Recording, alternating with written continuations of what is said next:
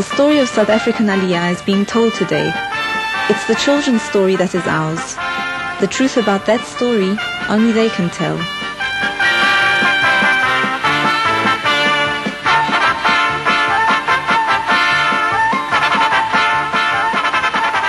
We listen to the children on Herzliya Beach at the Glishglash owned by South Africans.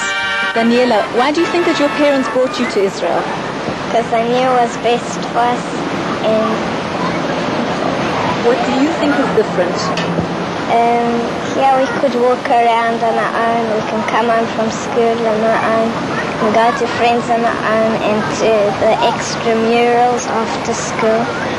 We could go on our own. This is easier for my parents too. I like the buildings and the hotels and the beach and the swimming pool. That's it. Ryan, why do you think your parents brought you here to Israel? I'm sure they took into consideration that going from Galut to Galut wouldn't be the right thing to do.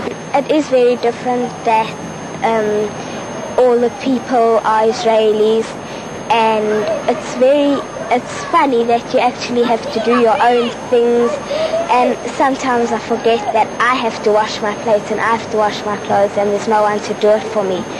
But I think it's very nice over here, and it's also different because like when you go in the streets, everyone's white and everyone's like your own, just like you. And in South Africa they were all different and like spoke a different language, and I think it's nice to be in both places, but here is more freedom and I'm happier here. Young people allow themselves to express ideas. Lewis shares his insights with us. The city is a collage of so many different things, so many different cultures. Had I traveled throughout the world from east to west, I would have not have had as rich an experience and seen the cultural diversity that I've seen in Israel. Lewis, do you feel that professionally you have a place here? Well, certainly. And somehow practicing architecture in Jerusalem is different professionally than practicing it outside of Israel. It's about a community concern. It's about building the state. It's about revealing all the different parts of my personality that which would have been ignored in South Africa. What excites me is one's constant awareness of history, of historical significance in Jerusalem architecture. One is aware of the people who have come before you and have left their mark on the city, and every bit of design, every bit of thinking about the city is concerned with relating back to one's history, relating back to one's past. So one thinks in terms of Jerusalem's light, one thinks in terms of Jerusalem's mountains, its views, and all these very special qualities that are found nowhere else in the world.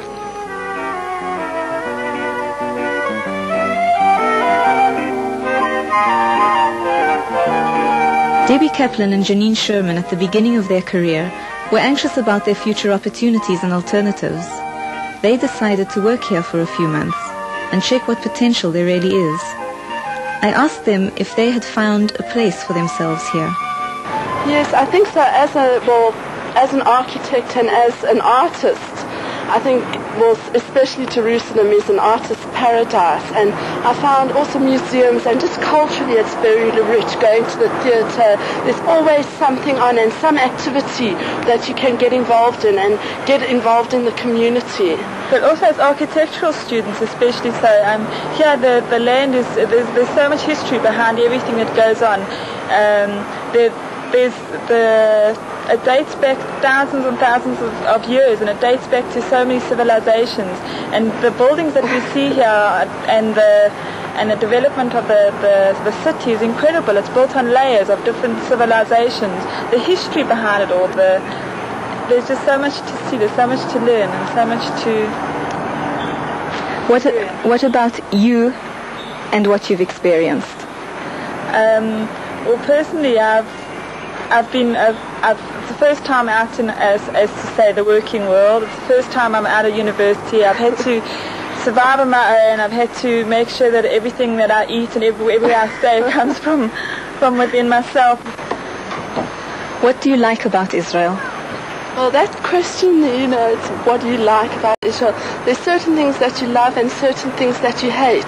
But it's very rich here, and I think I found something that I didn't have at home.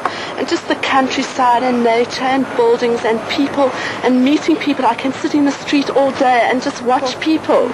And it's so interesting. The ease of travel is what impresses me greatly here, because back home, the sea or areas which you want to get to are so vast that you can't go until there's a holiday or a public holiday. So here, every weekend's like a holiday to us. It's a new experience. I mean, you can get onto a bus, and within 4 hours you can be in any place in Israel, and you can experience teals, you can experience hikes, you can experience the seaside. It's a holiday every weekend. You can get away. I mean, it's a pleasure. Israeli people are really forward and outgoing and outspoken, and they really make positive gestures, and that's one thing on the buses. You have to learn to flow with the crowd and to be definite and say get on the bus when it arrives and really push forward. And also a thing is, people don't ask you your salaries in South Africa. It's very quiet, you reserve, and people will come up to you and say how much you're earning or what's your rent and who do you pay it to, and really forward and things like that. And it's shocking coming from a reserved country where people money is not really spoken openly about. In a way, it's disturbing, that fact that people are outspoken and abrupt about things. But it also teaches you. As I say, we come from a very polite society where you're not always ready to be open and say what you feel and what you want. And it's teaching us in a way. It's the first time if you want something, you get out there and you tell the person you want it, and you say exactly what you mean. And it's helped me personally to be able to become more direct and understand maybe myself a lot more, to accept the bad points, the bad sides of me, and to also be able to push the good side of me. We got the whole world in this land. Oh, we all made out the eye to this land. Oh yeah, we all made out the eye to this land. Oh yeah, we all made out the eye to this land. We got the whole world in this land. We got the mothers and the fathers in this land. We got the mothers and the fathers in this land. We got the mothers and the fathers in this land. We got the whole world in this land.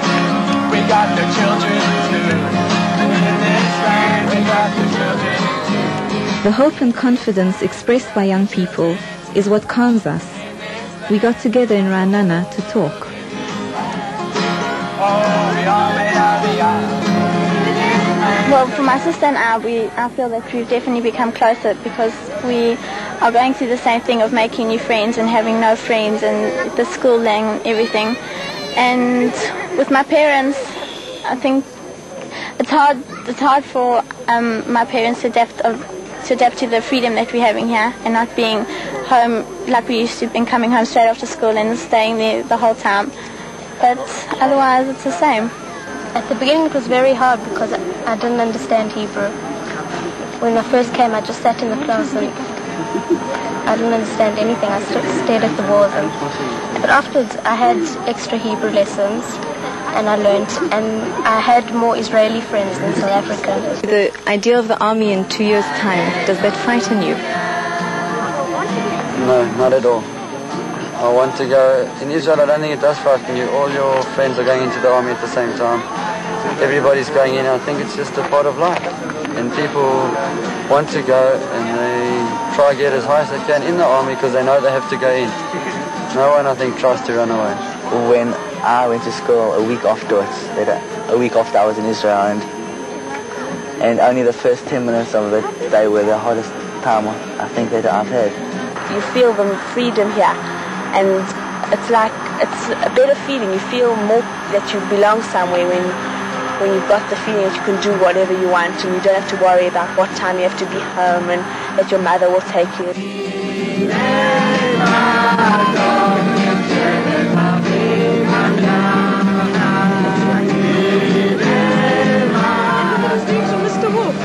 The wolf was so frightened by the strange object that he ran home without even going to the fair.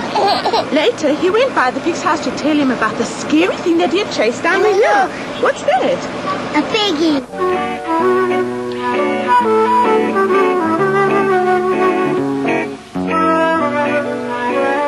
In Efrat, we watched the children and spoke to Shimon Cohen. Here, only the parents are aware of an adjustment. Finally, a new generation has a home.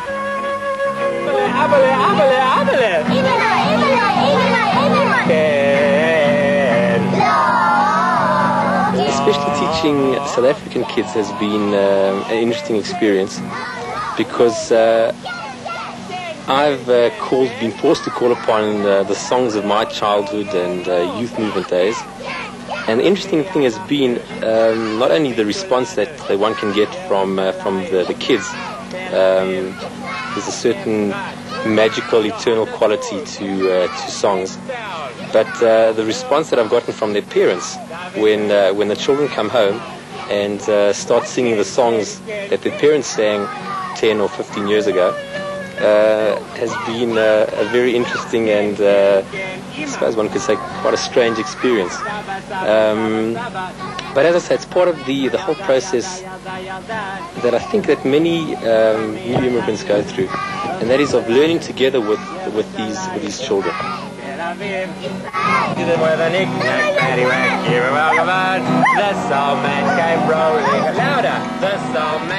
Our kids' education has, in a way, helped us become integrated ourselves. If you are suddenly thrown together at a parents' meeting with Moroccan parents and Russian parents and American parents and Israeli parents, that perhaps is the biggest integration that one can in fact hope for, because you all have one common factor that is uniting you all, and that is the interest in your kids. And that certainly has helped us make many friends and has opened many doors and windows to us as well. This old man, he played five, he played knick-knack on my heart.